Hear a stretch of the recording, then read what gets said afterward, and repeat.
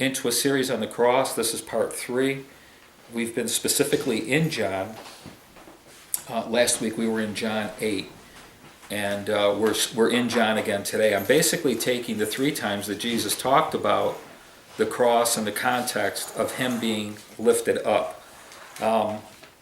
When we looked at his conversation with Nicodemus in John chapter 3, the conversation is just jammed with dualism. You can see Jesus speaking from above and Nick trying to comprehend from below, and it's really not happening. But Jesus is committed as the ladder that he described in John 1 of saying, you know what, I've descended, I've come down to take your hand, to help lead you into spiritual dynamics. And you see this beautiful picture. And we walked away with 2 things from John 3, and I'm just trying to catch us up quickly, that the whole point of Jesus bringing up the cross was to reveal a message of God's love that he talks about with Nicodemus, for God so loved the world. That, you know, we're here in this room today, we recognize God's love in our lives, and we've received his Spirit and his love. But you got to remember, the Old Testament Jews, at best, they were given a commandment to love the Lord thy God with all your heart. They didn't have a point of reference for that, to be honest with you. And they didn't think of God necessarily as loving. Didn't think of him necessarily as a loving father. That wasn't their image of God. So when Jesus is speaking to a Pharisee and trying to bring them into part of the representation of the cross, is a tremendous demonstration of God's love at his expense, not at ours. That was part of what we walked away with, that the cross is a place of God's judgment, knowing the truth of God's judgment. You know, I mean, I know a lot of people. I've been around a lot of people, and you know, the whole topic of judgment, you hear more times than not, you know, God's going to judge, he's going to get this guy. And then you look at the cross, and you see God's judgment is to love, for him to pay the price, kind of thing. So that was part of what we walked away with. And in the context of the conversation with Nicodemus, Jesus refers to Numbers 21 as Moses lifted up the serpent in the wilderness. And he refers to that imagery for Nicodemus. Don't want to go back and do the whole message again, but he brings in an imagery that Nicodemus would have been able to relate to. He might not have understood it at that moment.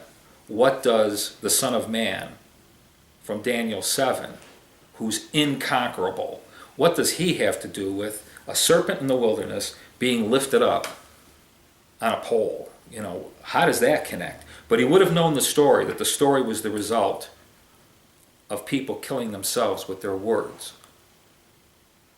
And if they're willing to look at the serpent, then they can be healed, because God's healing is at that cross, which again blows our mind. You're not going to get your head around it. How does looking at a man hanging on a cross heal me? What is that about?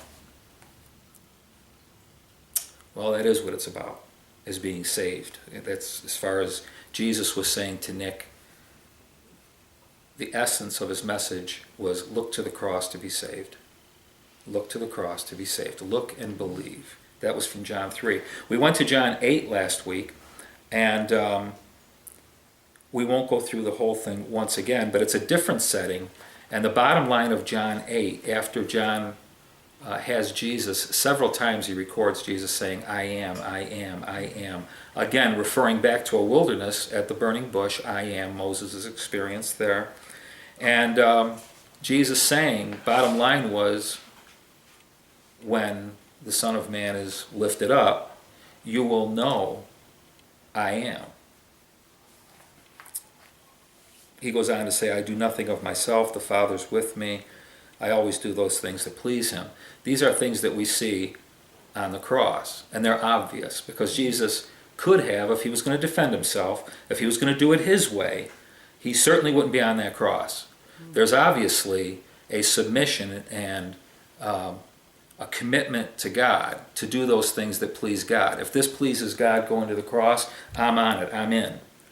You'll see that I don't do anything of myself. I'm not trying to do anything here. I'm just doing those things that pleased the Father. But the big line is him saying, you'll know I am. You'll know the I am who said, I've come because I've seen, because I've heard. I know how your heart aches. I see this taskmaster, what he's doing in your lives. I see, and I've come. I've come to deal with him and his whole situation. To me, the bigger picture is this. Obviously, being involved with church and church leadership and ministry for years and years, I've probably spent, and I hope you don't misunderstand this, more conversations with people who want to know why God this, why God that. And I get that. I get when we see things happening that we don't understand. We want answers. But a lot of times people come in from, why is this happening to me? And it's kind of almost like a stock answer for me. Look to the cross. Really look to the cross. And see if you have any questions or doubts at all about how God feels about you. What I mean by that, when Jesus said, you will know God, you'll know I am. There's something about the cross, when you look at it, that you don't doubt anymore how much he loves us. We might not understand why. Why does he love Steve Cerone that much?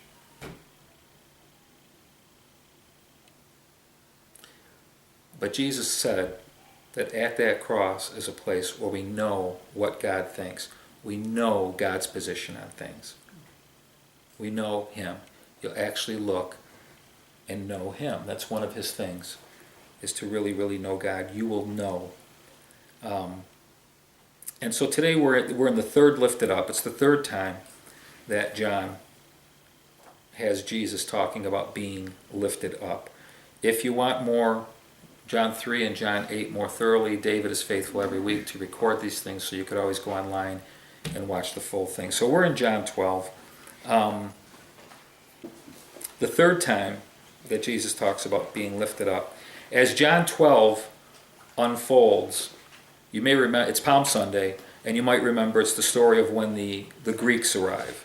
And that's all we're told. We don't know anything about these Greeks, other than the fact that they've come to Jerusalem to worship. Remember, it's the Passover. They've come to Jerusalem to worship. We don't know if they're proselytes, if they've been converted, if they're Greek. We don't know anything about them, other than the fact that they're Greeks. It becomes really important. I just want to say, as you're reading the Word, it's things like that we can run over real quick. But you have to ask yourself, why did John take the trouble to tell us that they were Greeks? Why didn't he say a bunch of boys showed up, a bunch of guys came? He says that they're Greeks. Now that's got to give us kind of like a key to what's going to unfold in terms of them being Greeks specifically. So anyway, these Greeks show up. They are determined. It says we wish to see Jesus, but the Greek word actually means we are intent. We are determined. We're not leaving until we see him. It has that context to it. These guys were not messing around. They wanted to see Jesus. Yes. What chapter are we in? John 12. Did I misspeak? What verse? 20. Okay. I haven't gotten to any verses yet. I'm sorry. just like talking through a little bit. But what we are going to read are verses 23 through 28. In the context, the Greeks have come. They are determined to see Jesus. They approach Philip, who goes to Andrew. They go and they tell Jesus, these Greeks, they are intent on seeing you. Verses 23 through 28. Anybody that wants to read those? And Jesus answered them, saying, The hour has come for the Son of Man to be glorified. Truly, truly, I say to you, unless a grain of wheat falls into the earth and dies, it remains alone. But if it dies, it bears much fruit. He who loves his life loses it, and he who hates his life in this world will keep it to eternal life. 26 as well. No, through 28.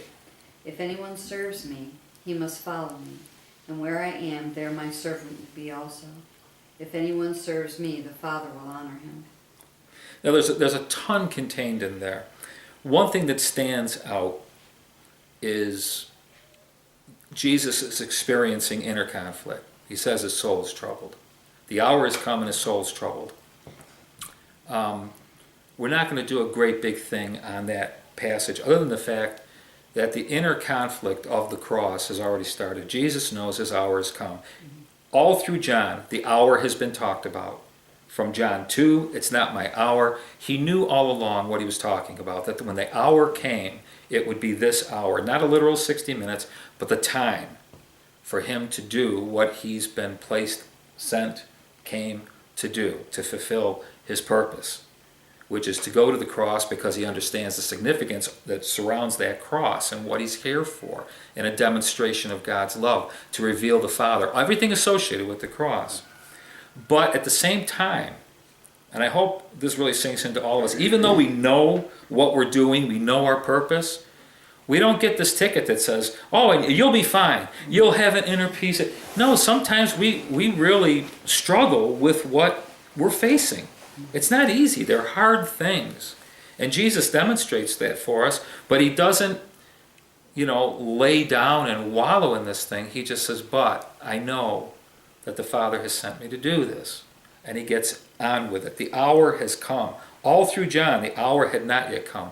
Now it's the appointed time of the cross. The hour has come. This is what he says. And he's going to fulfill his purpose. And the context of that, the word purpose actually means like a channel. So what he's really saying, it's like you on a daily basis. You're going to, whatever it might be, now is the time, right now, for God to do what he wants to do through me. I'm just a channel. And that's my purpose, quite frankly, is to allow him to be glorified through whatever the situation is. At number one, school, whatever it might be with the family. This is the hour has come.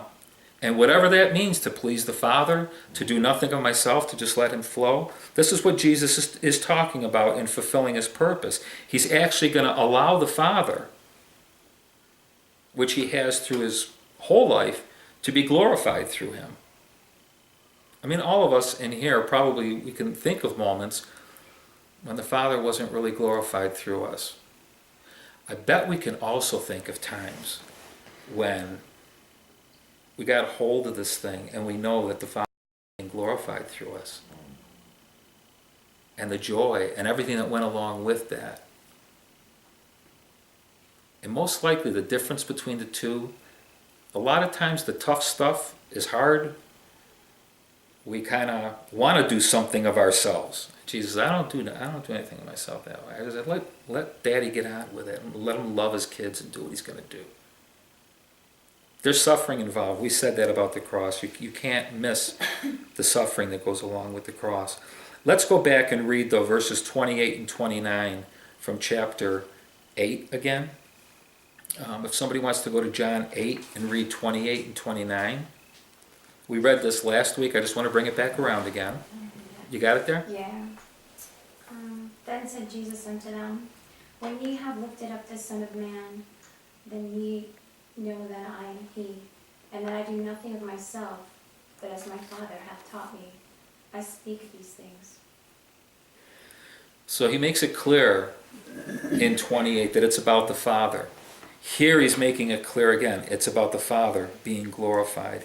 And I just want to throw in one more thing, because John has been huge on the hour has come, the hour has not come, the hour has not. Bob, would you go to Luke 22? The hour has not come, the hour has not come. And all of a sudden we get to this point, the hour has come. And it's going to say it, repeat it, the hour has come. It's one of John's favorite expressions.